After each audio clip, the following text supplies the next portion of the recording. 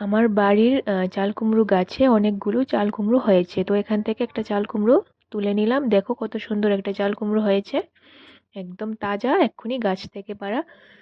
তো হ্যালো বন্ধুরা, কেমন আছো? তোমাদের জন্য আজকে নিয়ে এলাম আরো একটি নতুন রেসিপি, ইলিশ মাছের মাথা দিয়ে চাল কুমড়োর তরকারি। খুবই সুস্বাদু হয় এই তরকারিটা খেতে। তো আমি কি করে তরকারিটা বানাচ্ছি শেষ পর্যন্ত দেখতে থাকো। তো দেখো, চাল কুমড়োটা কেটে ধুয়ে তারপর এরকম ভাবে কুচি কুচি করে কেটে নিলাম, আর তার মধ্যে কয়েকটা উম, পাকা লঙ্কা চিড়ে দিয়ে দিলাম। আর এখন কড়াইতে তেল গরম হয়ে গেলে তার মধ্যে ইলিশ মাছের যে মাথাটা রেখেছি ওটা একটু নুন হলুদ দিয়ে ভেজে নিচ্ছি। তো মাথাটা এরকমভাবে লাল লাল করে ভালো করে ভেজে তুলে নিলাম।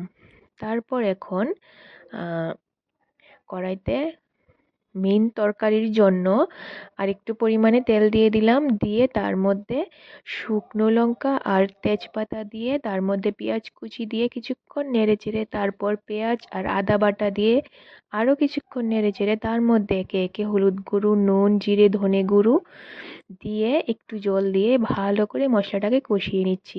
আর মশলাটা ভালো করে কষানো হয়ে গেলে তার মধ্যে আমি কুচি করে রাখা চাল কুমড়োটা দিয়ে দিলাম। দিয়ে এখন একটু নেড়ে চেড়ে তারপর এটাকে ঢাকা দিয়ে কিছুক্ষণ রেখে দেব। আর আমার যে চুলোর আঁচটা থাকবে সেটা থাকবে মিডিয়াম আঁচে। তো দেখো, এখন কিছুক্ষণ নেড়ে চেড়ে তারপর ঢেকে দেব।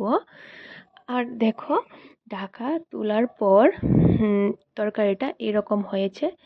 তো এরকম হওয়ার পর তার মধ্যে আমি যে ভেজে রাখা ইলিশ মাছের মাথাটা রেখেছিলাম ওটাকে একটু থেঁতো করে তারপর তরকারির মধ্যে দিয়ে দিলাম। দিয়ে আরও কিছুক্ষণ ঢাকা দিয়ে তারপর ঢাকা তুলে আবার এটাকে ভালো করে নেড়েচেড়ে নিচ্ছি। এবং এইভাবে নেড়েচেড়ে এটাকে জলটা শুকিয়ে ভাজা ভাজা করে নিলাম। আর ভাজা ভাজা করার পর লাস্টলি দেখো এরকম হয়েছে আমার তরকারিটা। এখন বাটিতে তুলে সার্ভ করে নেব। তো দেখো, খুব সুন্দর হয়েছে তরকারিটা, আর খেতে অসাধারণ হয়েছে। দেখো কত সুন্দর, সাইড থেকে কীরকম তেল উঠছে।